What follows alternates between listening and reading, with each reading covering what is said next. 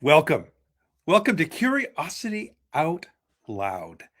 And today's topic, going with your flow. Yes, we've all probably even said going with the flow. And we know people who are, bragging about being in flow.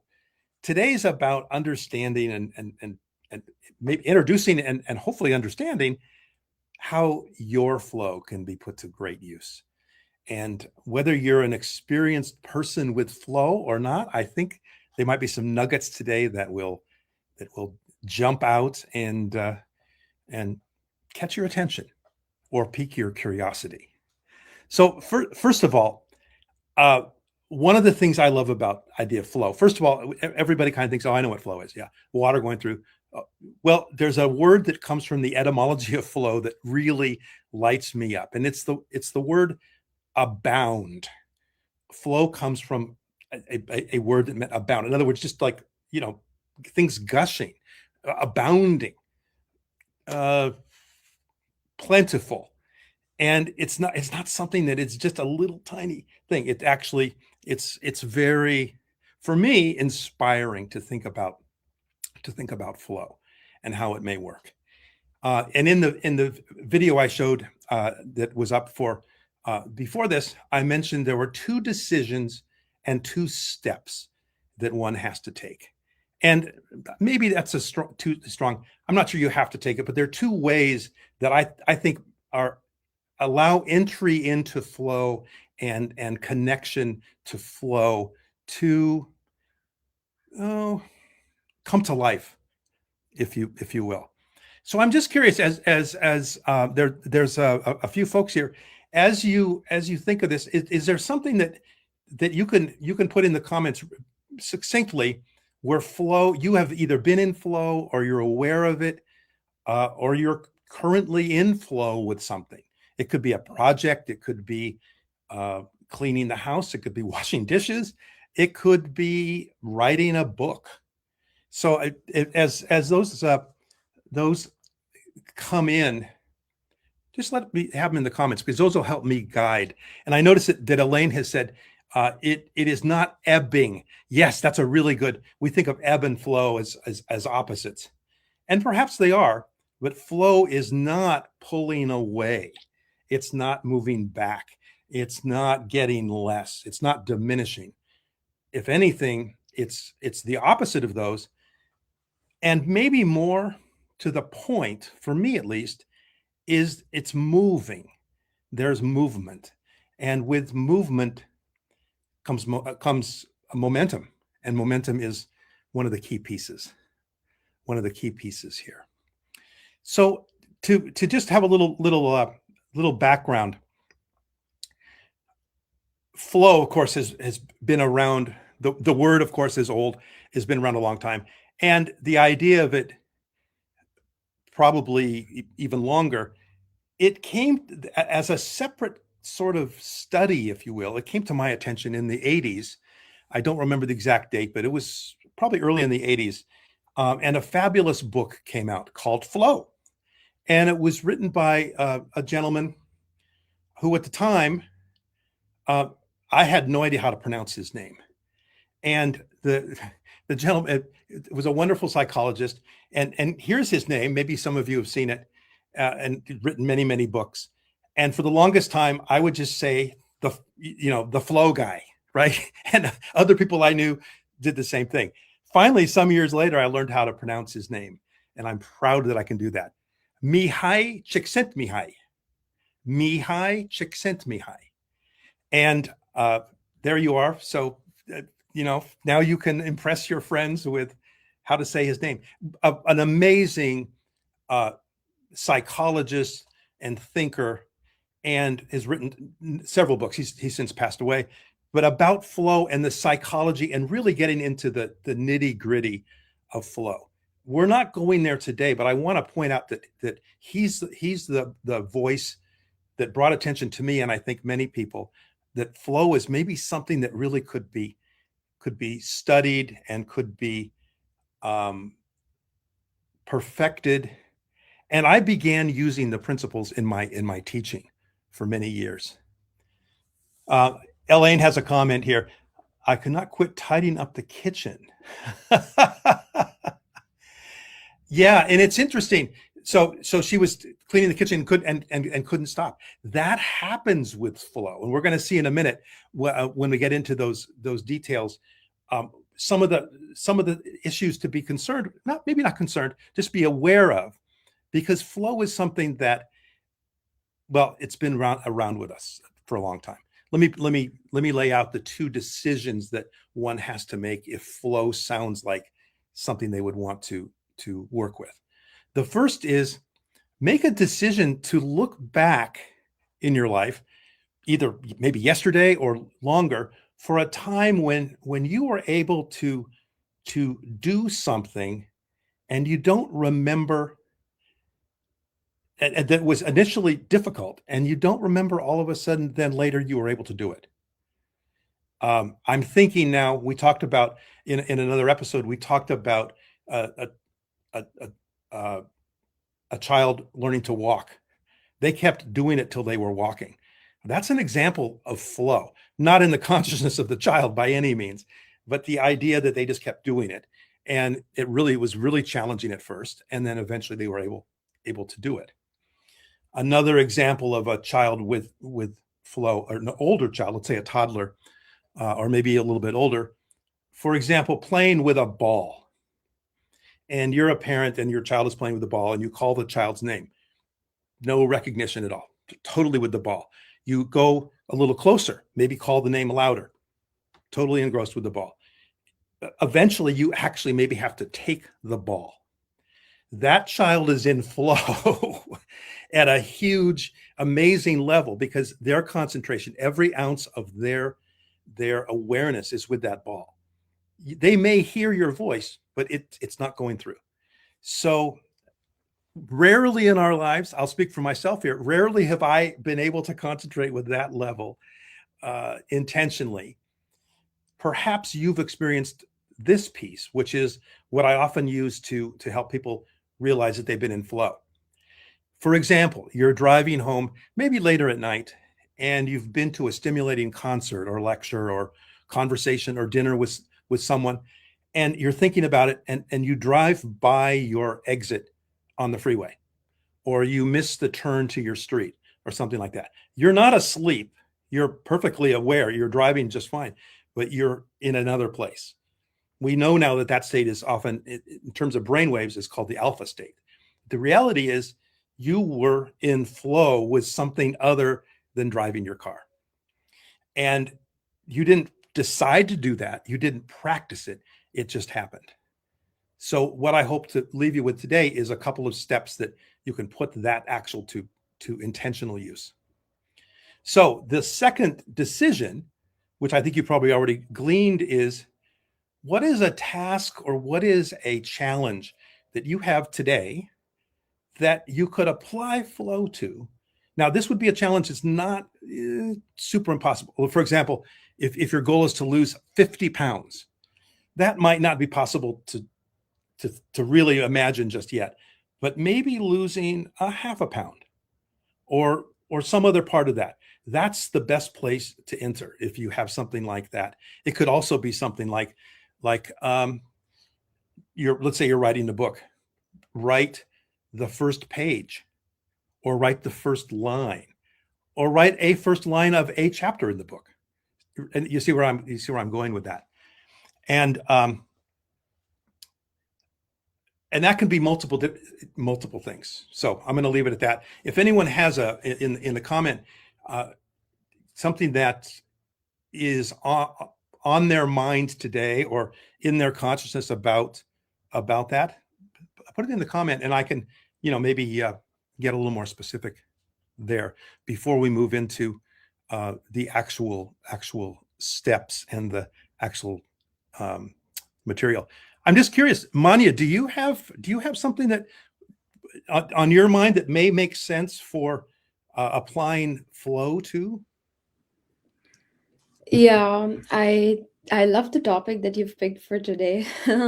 Oh, I good, was good. yeah, I'm trying to get in the flow state When you say flow, I kind of associate it with rituals and routines, like to have something we could do every day, like I want to get in that flow of reading, small habits. As you said, we cannot shed hundreds of pounds or whatever weight, like kgs in one go, but when we have small tasks that we give ourselves, it really helps us. So my flow, I think, is really fragile. Like one interruption and I'm out of that state. So what do you think? How do we avoid doing that, letting the distractions, pull us out of that state of flow?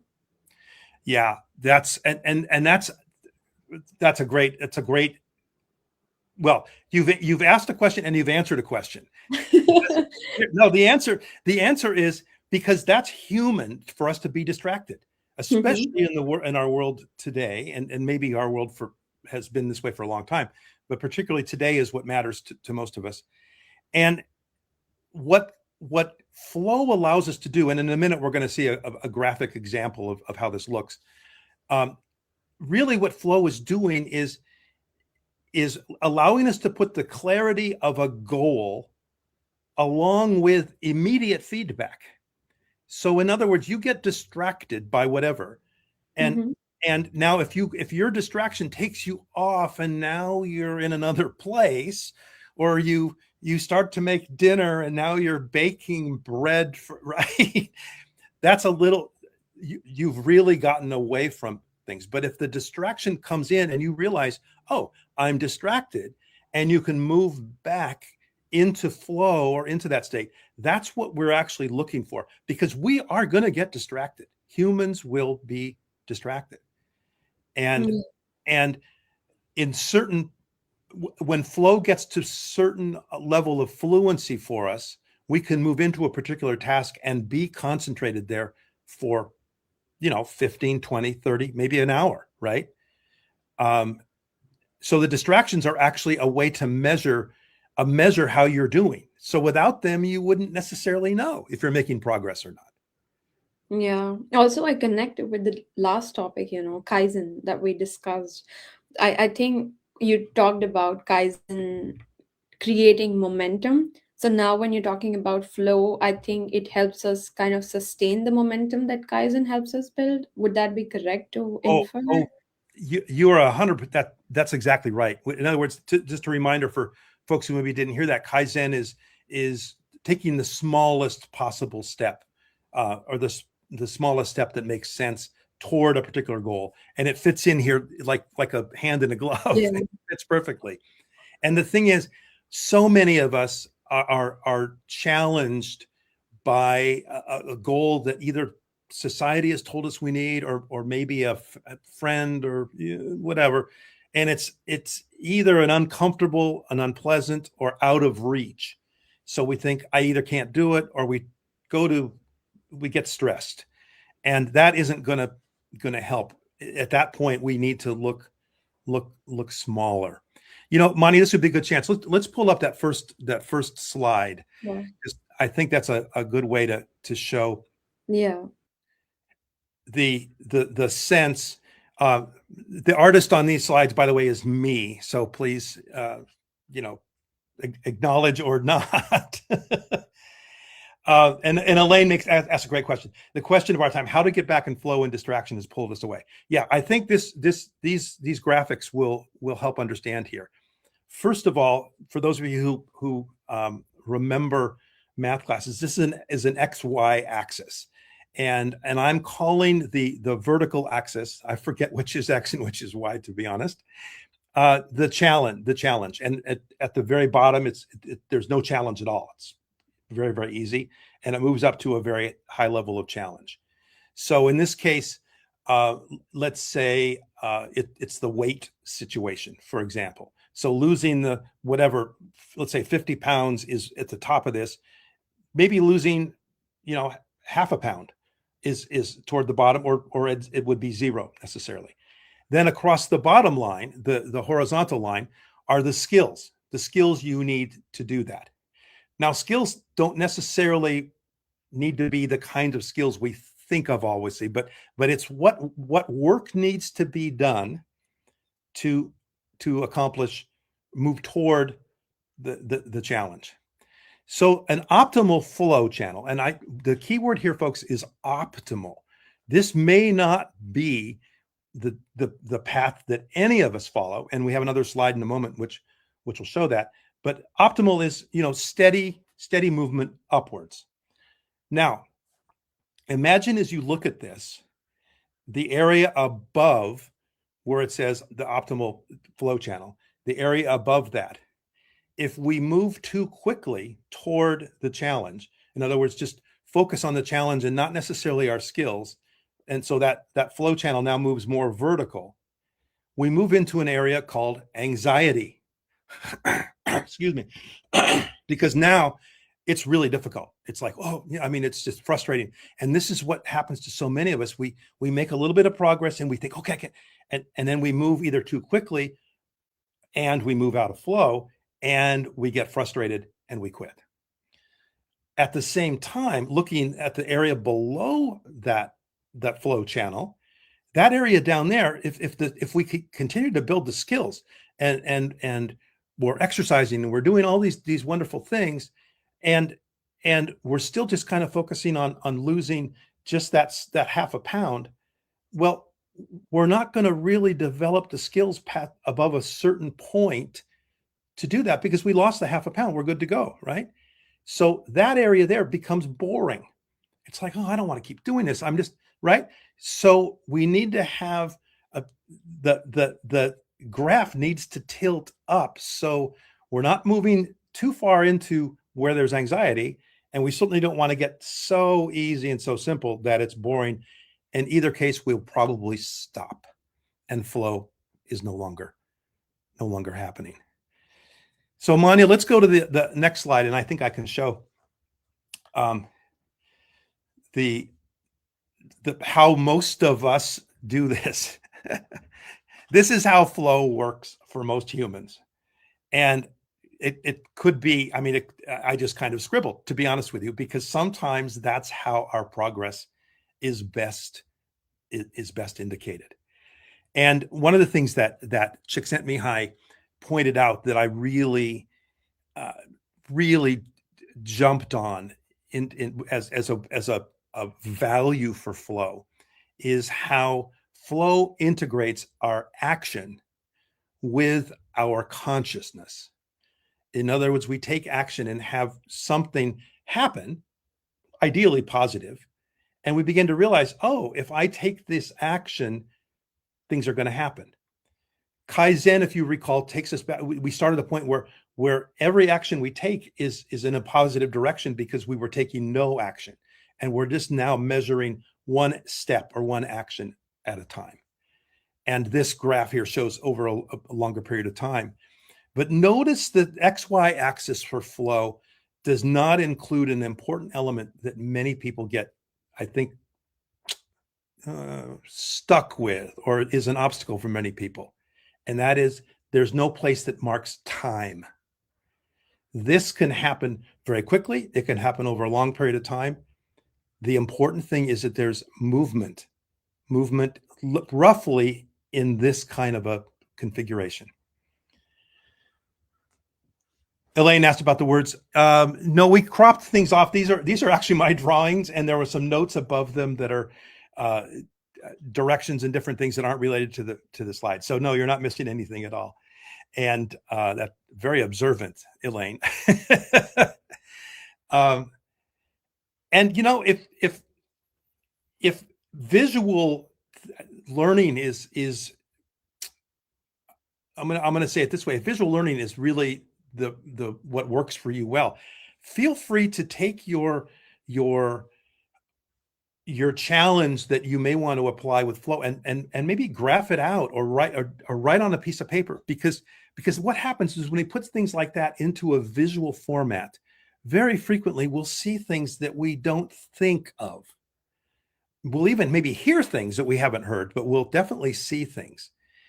And I'm just going to mention really quickly, I call this, or I don't call it, but I use the phrase triple channel learning is really valuable. and it comes into play here. And we'll be doing an episode on that. And it's the three elements of we can learn visually, we can learn auditorily by listening, and we can learn kinesthetically by doing. And these aren't, I mean, these are just the ways that most humans take in information. Now, of course, smell, if especially if we're a chef, or smell is important as well as is touch and some of those things. Touch to me connects with kinesthetic, but the key pieces are visual, auditory, and kinesthetic.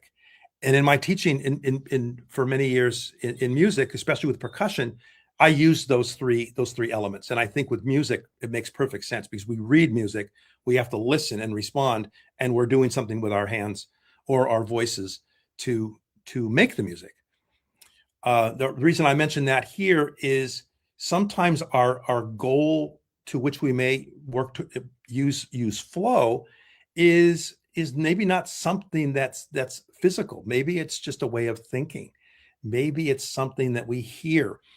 We're working on a musical piece and we want to do achieve something. So the flow is toward that sound, which maybe is only in your ear. So I hope that opens possibilities here. Let's see. Janelle has a question. Oh, Janelle, I've heard that's a really good book. Jim Collins, What to Make of a Life. I haven't read it yet, but let's see what Janelle says about a lady who would go so deep in her work, what she was doing, she would forget her name. Oh my gosh. Oh my gosh, she would forget her name. That is, well, that's a pretty extreme of the brain waves going to a different place. But I would say that is very deep flow. And I would be curious to know what her work was. I bet you that work is something that was really deeply introspective or deeply healing or deeply something. That makes me even want to read that book even more. And that's the thing that we've been in flow and not known it when we've actually just probably achieved pretty extraordinary things that we've not noticed as being extraordinary. In other words, we just did it and it's like, okay, we didn't get a pat on the back, we didn't get a raise, we didn't, maybe we solved a parenting problem that was kind of thorny and it worked out and everything was fine. Well, chances are there was some flow involved in that because you're dealing with another person, a child, let's say, and you need to adjust your skills to the challenge of what the child is needing. You see how this works. And I would say if we just will remember that there's a relationship between the challenge we're facing or the obstacle or the whatever the word is that makes sense and our skills. Thank you, Manya, for bringing that up. Just remember that thing, and there's a relationship between the two, and one going straight up or straight across is not necessarily optimal, and we can just kind of meander in the middle. That could be a very definitely a step in the right direction. And I think that's probably enough of the theory today. Let's see what the comments are. And Manya, did that bring up any questions? You brought up that great idea of the connecting the Kaizen. I really appreciate that. Yeah, I think we could connect everything that you've spoken about, in the earlier sessions, the procrastination part. Again, I think procrastination breaks the flow. So we could tie that in very well. But I love how you explain this thing that, so here's how I see it. Correct me if I'm wrong. High challenge combined with low skill set leads to more stress and anxiety. So when you're dealing with a difficult challenge, but you're not equipped to deal with that challenge yet, you feel anxious because that's how your system reacts to it, and you don't know what to do. So you're not in a state of flow. And the opposite also puts us in the trouble. That is, when the challenge is low, it is not empowering enough, or not exhilarating, or it doesn't challenge you enough, and your skill set are quite high to meet that. you fall into that trap of boredom and you don't feel like doing it because it's too easy peasy for you. So you said the optimal way to reach this state of flow would be to balance the challenge with the skills, right? Yep. How do we balance it? Like, do we adjust the challenges, or do we keep learning new skills and everything, or do we do a bit of both? I would say yes, yes, and yes. Okay. Let me answer it this way because we're running a little short on time. Yeah. This doing these live streams, I think this is is this our fifth one, Manya? I think it's the sixth one. Sixth one. Okay. Yeah. I have I have been in flow during these first six. The first couple, I had a lot of stress and a lot of Manya has helped me tremendously. And I'm moving now into flow with these live streams. Now, hopefully nobody noticed that. I'm sharing it because I had a learning curve. And at first it's like, oh my gosh, how am I going to do all this? And then we did it and we did it again. And now we're on number 6. And I certainly not reached perfection, which is not my goal. My goal is to be in flow for the 27 minutes that we're together here. And as we go on, and interestingly, Manya pointed out that we've touched on procrastination and the Kaizen. I didn't plan those ahead of times. Those came from flow that was going maybe in my magical magnifying brain or someplace else. And so here's an example here. Now, this is, maybe not immediately relevant to many people, but the idea is that I look for it now. I find flow almost everywhere that I can, and probably some places that I don't need to, but I move there, and that's where the consciousness and the action and the consciousness come together. And if I leave you with that today, that it's possible, uh, I'll be really happy. And let me say that if you know somebody for whom flow or understanding it better would be useful, please feel free to invite them to these live streams, and maybe perhaps invite them to my website, ericforrester.com. There's a button, talk with Eric, and I'd be happy to talk to anybody, any of you and any of them about this, and give them some steps to take. You may have gathered I really like talking about this, and that would be great. So I think let me just check on the questions here, and I think we hit those marks. We're going to probably come back to flow again. Today we just kind of scratched the surface, but I want to leave you with the action and then the consciousness that it raises. And then I'm going to add my favorite letter, T, because remember, action changes things. So we have action, we have our consciousness, and it moves us immediately into transitions, which happen constantly to us, probably every day, even though we aren't aware of it. Transitions, transformations, and then possibly transcendence. So this topic flows dramatically, powerfully, and omnidirectionally, if you will. It's been a pleasure to be with you today. As I like to say, crave curiosity, anticipate awe, and weave wonder into your day every day. Talk soon.